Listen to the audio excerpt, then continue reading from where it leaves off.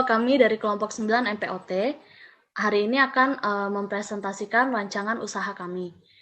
Nah, sebelumnya perkenalkan, saya Ivan Kaana, lalu di sini saya bersama teman-teman saya, ada Gina Atika, ada Septia Ayu, ada Lutfi Afifullah, ada Maulida Nabila, ada Sifani Farikatun Nasila, dan juga ada Anika Maharani. Nah, hari ini kami akan sedikit mempresentasikan tentang usaha kami yang kami beri nama Style Up, an extraordinary for you. Jadi, apa sih Style Up itu? Nah, jadi Style Up adalah perusahaan yang bergerak di bidang jasa dan juga produk, di mana kami menyediakan jasa berupa salon untuk cukur, dan juga salon untuk perawatan wajah, dan juga toko pakaian yang mendukung disabilitas. Nah, jadi di usaha kami ini, itu kami menyediakan beberapa treatment khusus bagi customer yang memiliki masalah dalam hal memotong rambut mereka dengan pelayanan oleh tenaga profesional. Nah, jadi target customer kami ini adalah pasien anak berusia di bawah 18 tahun yang memiliki masalah-masalah seperti gangguan sensori yang membuat mereka takut atau ragu untuk ke tukang cukur. Jadi, yang pertama itu adalah perencanaan lokasi. Nah, kami berencana untuk melakukan kegiatan usaha kami ini dengan menyewa gedung di salah satu kawasan di daerah Jakarta Selatan dengan ukuran yang cukup luas dan juga sedikit berjarak dari tengah kebisingan kota. Nah, namun walaupun sedikit berjarak atau agak jauh dari pusat kota, kami akan memastikan jika lokasi usaha kami ini memiliki akses yang mudah untuk dijangkau oleh setiap orang. Nah, kenapa kami memilih lokasi di daerah Jakarta Selatan? Karena kami berencana untuk mengadakan kerjasama dengan beberapa klinik dan juga rumah sakit rehabilitasi yang ada di sekitar daerah Jakarta Selatan. Dan juga kami menganggap bahwa daerah Jakarta Selatan adalah daerah di mana kawasannya itu tidak seramai dan sebising kawasan Jakarta yang lain. Nah, lalu di sini ada perencanaan denah toko kami. Itu ada barbershop, ada ruang cukur, lalu di depan ruang cukur ada ruang butik. Di situ nanti akan ada etalase yang menyajikan beberapa produk dan desain kami. Lalu di toko kami juga terdapat ruang terapis untuk konsul.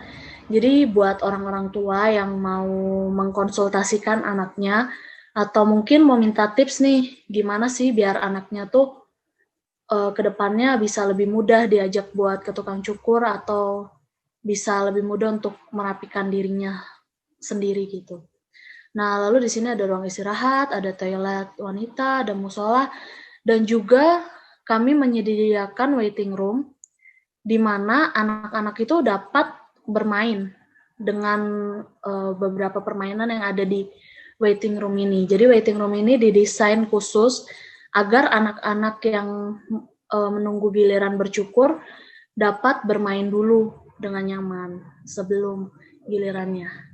Saya Lutfi Afifullah.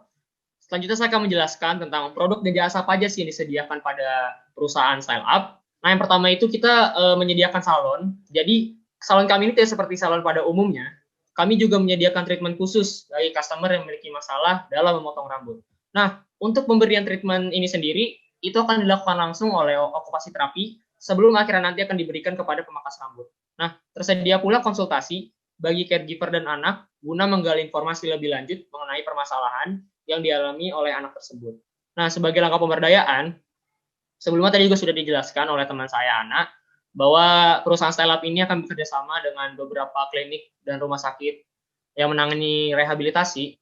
Jadi, pelayanan cukur ini dilakukan langsung oleh pasien pasca rehabilitasi yang tentunya sudah mengikuti pelatihan dan memiliki lisensi. Nah, selain adanya pemberian treatment, kami juga mendesain kursi cukur dengan berbagai macam bentuk guna menarik minat anak untuk memotong rambut. Nah, ide ini awal dari mana sih munculnya? Nah, ide ini awalnya tercetus ketika sedang mencukur rambut. Seringkali kami melihat anak-anak menangis ketika ingin memotong rambut. Permasalahan tersebut dilatar belakangi oleh adanya rasa takut atau trauma. Trauma tersebut dapat disebabkan oleh adanya pemberian treatment yang tidak tepat atau karena adanya gangguan fisiologis yang mengganggu anak tersebut. Hipersensitivitas merupakan salah satu gangguan sensori yang dimana dapat menyebabkan seorang individu merasakan seperti ditusuk jarum ketika diberi sentuhan. Mengapa sih kami mengaitkan masalah mencukur rambut dengan hipersensitif? Karena dalam pelaksanaan memotong rambut, tentunya kulit merupakan bagian yang tersentuh langsung oleh tangan maupun alat cukur. Nah, ada beberapa penyakit nih yang berkaitan dengan masalah hipersensitif, yang diantaranya adalah yang pertama Autistic Spectrum Disorder atau ASD, lalu yang kedua ada Sensory Processing Disorder atau SPD, dan yang ketiga ada Post Traumatic Stress Disorder atau PTSD. Nah, oleh karena itu, kami sebagai pendiri dari startup ingin menyediakan pelayanan yang mampu menangani atau meminimalisir berbagai macam permasalahan dari para customer tersebut. Oke, next.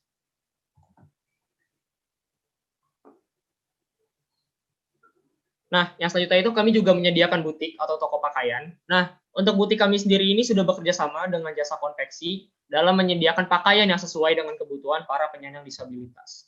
Nah, untuk kualitas pakaiannya sendiri tidak perlu diragukan lagi, karena seperti yang sudah tadi saya sebutkan bahwa usaha kami sudah bekerja sama dengan jasa konveksi yang tentunya sudah ahli dan berpengalaman dalam merancang pakaian yang sesuai dengan penyandang disabilitas. Nah, kami juga menerima pesanan bagi klien atau customer yang menginginkan pakaian dengan kriteria khusus. Selain itu, pembelian produk kami juga dapat dilakukan pada beberapa e-commerce seperti Shopee, Tokopedia, Lazada, dan Bukalapak. Nah, hal ini dilatar belakangi oleh sulitnya para penyandang disabilitas dalam menemukan pakaian yang cocok untuk mereka kenakan. Sebagai contoh, pada customer yang mengalami masalah amputasi pada salah satu kakinya, tentu mereka tidak dapat mengenakan celana seperti pada umumnya. Dan apabila mereka tetap ingin mengenakannya, tentu perlu dimodifikasi agar dapat digunakan sebagai penunjang aktivitas kesehariannya. Namun, permasalahannya pada saat ini adalah masih terbatasnya toko-toko yang menyediakan pakaian yang dapat disesuaikan bagi penyandang disabilitas. Sehingga terkadang mereka harus memodifikasi sendiri pakaiannya ke tukang jahit. Oke, saya Gina Atika. Di sini saya akan menjelaskan visi dan misi dari usaha kita. Visi dari usaha kita mewujudkan salon dan butik yang menyediakan pelayanan profesional dan ramah terhadap penyandang disabilitas. Pelayanan yang kita berikan diharapkan mampu untuk membantu customer. Tidak hanya menjaga penampilan, namun juga untuk meningkatkan kepercayaan diri pada customer. Untuk misi, 1. Menyediakan treatment khusus bagi customer yang memiliki masalah dalam memotong rambut. 2. Memajukan produk pakaian yang berkualitas dengan berbasis pada penyandang disabilitas. Untuk yang ketiga, bekerja sama dengan pihak terkait seperti IOTI dan APSI. Untuk yang keempat, bekerja sama dengan satuan klinik rehabilitasi. Yang kelima, memberikan pendekatan kepada customer berupa promosi, potongan harga, dan membership. Saya Septia Ayu, di sini ada rencana modal dari usaha kita. Pada modal awal dapat mengumpulkan 216 juta rupiah. Modal ini yang kita dapatkan dari modal pribadi. Jadi pada modal pribadi terdapat 7 orang yang rata-rata per orang mengeluarkan modal sebesar 25-35 juta. Dan untuk biaya pengembangan usaha menunjukkan hasil dari peralatan salon dengan total Rp4.650.000 ditambah aset toko dengan total Rp30.280.000 ditambah bahan penunjang dengan total Rp935.000 dan alat kebersihan dengan total Rp735.000. Dari hasil tersebut, total keseluruhan yaitu Rp43.600.000. Next. Saya Zifani, saya akan menjelaskan tentang aspek manajemen. Di sini ada struktur sumber daya manusia dalam organisasi. Yang pertama ada direktur. Direktur bertugas menyusun, mengkomunikasikan, dan menerapkan visi dan misi, serta arah yang akan ditempuh perusahaan kepada karyawannya. Selanjutnya di bawahnya ada manajer keuangan, bertugas untuk mengurus akuntansi, kas, dan segala sesuatu yang berhubungan dengan keuangan. Di bawah manajer keuangan ada bendahara. Selanjutnya ada manajer operasional, bertugas untuk menciptakan produk dan mengawasi jalannya perusahaan, persediaan bahan baku, dan kualitas barang. Di bawah manajer operasional ada terapis, kepala salon, dan penyalon. Selanjutnya ada manajer pemasaran, bertugas mengurusi tentang bagaimana menjaring konsumen dengan menerapkan 7P, yaitu product, price, place, promotion, people, process, dan physical evidence. Di bawahnya manajer pemasaran ada pemasaran dan periklanan. Selanjutnya ada manajer riset dan kreatif, bertugas untuk merumuskan, menetapkan, dan melaksanakan kebijakan dan program riset kepuasan pelanggan, membuat dan mengembangkan model terbaru produk dan kemasan produk. Di bawah manajer riset dan kreatif ada desain pengembangan. Next. Nah, di sini ada aspek legalitas atau hukum.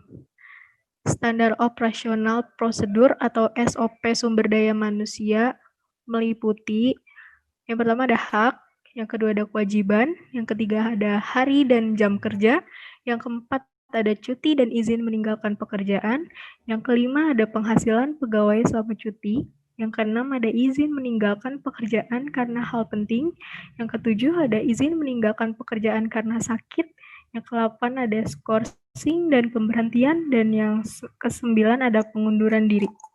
Next. Selanjutnya, saya Anika Maharani Prastia akan menjelaskan mengenai desain perusahaan. Yang pertama, ada desain baju dan ID card pegawai. Dapat dilihat pada gambar itu ada desain untuk ID card pegawai dan baju untuk pegawai. Baju untuk pegawai ini dapat disesuaikan menggunakan lengan panjang untuk karyawan atau pegawai yang berhijab. Selanjutnya, disediakan juga member card untuk para pelanggan. Member card ini terdiri dari 3 macam. Yang pertama ada silver card, itu untuk para pelanggan yang memiliki penghasilan maksimal 1 juta. Yang kedua ada gold card, untuk pelanggan yang memiliki penghasilan 1 juta sampai 5 juta. Dan VIP card untuk pelanggan yang memiliki penghasilan lebih dari 5 juta.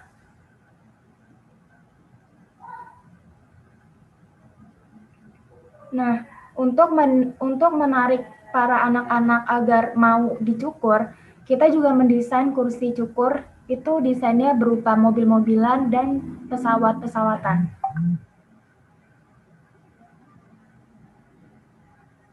Next. Selanjutnya ada rancangan busana untuk butik kami. Yang pertama itu ada kemeja dengan one click, itu menggunakan kancing magnet untuk memudahkan pemakaian secara mandiri, terutama pada klien yang memiliki kesulitan untuk mengancingkan baju.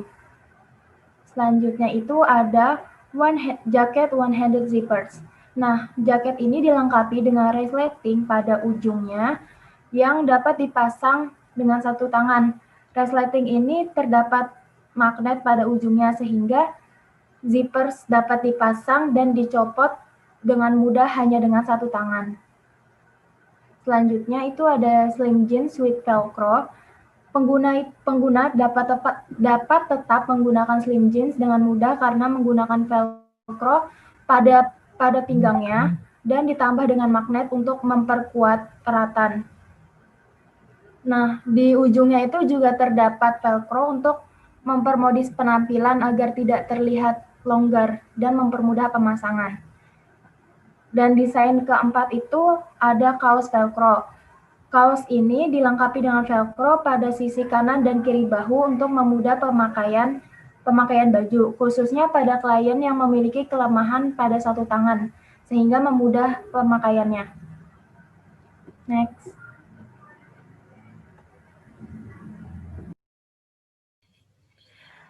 Selanjutnya saya akan menjelaskan SWOT dari perusahaan ini. Yang pertama adalah S atau strength atau kekuatan yang ada di perusahaan ini. Yang pertama, tenaga kerja yang diperkerjakan di butik dan di salon ini dikerjakan oleh tenaga ahli. Yang kedua, terdapat konsultasi dan treatment untuk perawatan khusus. Yang ketiga, pakaian berkualitas. Yang keempat, harga terjangkau. Yang kelima, lokasi strategis dan tempat nyaman. Yang keenam, gaya mengikuti tren. Yang ketujuh, tersedia platform belanja dan kontak toko. Selanjutnya W, weakness atau kelemahan. Yang pertama, modal cukup besar karena cakupan yang ada di perusahaan ini juga besar. Yang kedua, meskipun harga cukup terjangkau, namun bagi sebagian orang, harga tersebut masih dianggap mahal. Yang ketiga, member card yang bisa disalahgunakan dan tidak tepat sasaran karena bisa jadi data yang diberikan ke kita itu sudah dimanipulasi. Selanjutnya, opportunity atau keuntungan yang akan kita dapatkan ke depannya. Yang pertama, kita itu unik karena masih sangat jarang perusahaan jasa yang menawarkan produk serupa. Yang kedua, sosial media kita membantu iklan pemasaran dengan cepat dan mudah. Yang ketiga, platform kerja yang memperluas penjualan ke berbagai daerah. Yang keempat, banyak yang mengalami kesulitan memotong rambut dalam kondisi khusus. Nah, di tempat kita tersedia konsultasi dan treatment spesial untuk orang-orang tersebut. Yang kelima, banyak penyandang disabilitas yang membutuhkan pakaian yang nyaman. Selanjutnya ada T atau threat atau ancaman yang akan datang ke depannya. Yang pertama, bahan baku berkualitas kita bisa jadi langka. Yang kedua, harga barang baku kita tidak stabil dan dapat memengaruhi pendapatan. Yang ketiga, kemungkinan konsep kita dan desain kita dapat ditiru orang lain. Untuk kesimpulannya, startup merupakan sebuah usaha yang bergerak di bidang jasa dan produk, yaitu perpaduan antara salon dan butik. Produk dan pelayanan yang kami sediakan diharapkan mampu membantu customer, tidak hanya dalam menjaga penampilannya, namun juga dapat meningkatkan kepercayaan diri customer tersebut. Karena pada saat ini, penampilan merupakan salah satu aspek penting yang harus diperhatikan oleh setiap individu. Contohnya adalah ketika seseorang berpenampilan rapi, tentunya akan mendapatkan respon yang lebih menyenangkan dibanding dengan orang yang tidak memperhatikan penampilannya. Oke, mungkin untuk presentasi rancangan usaha dari kelompok kami sekian. Terima kasih.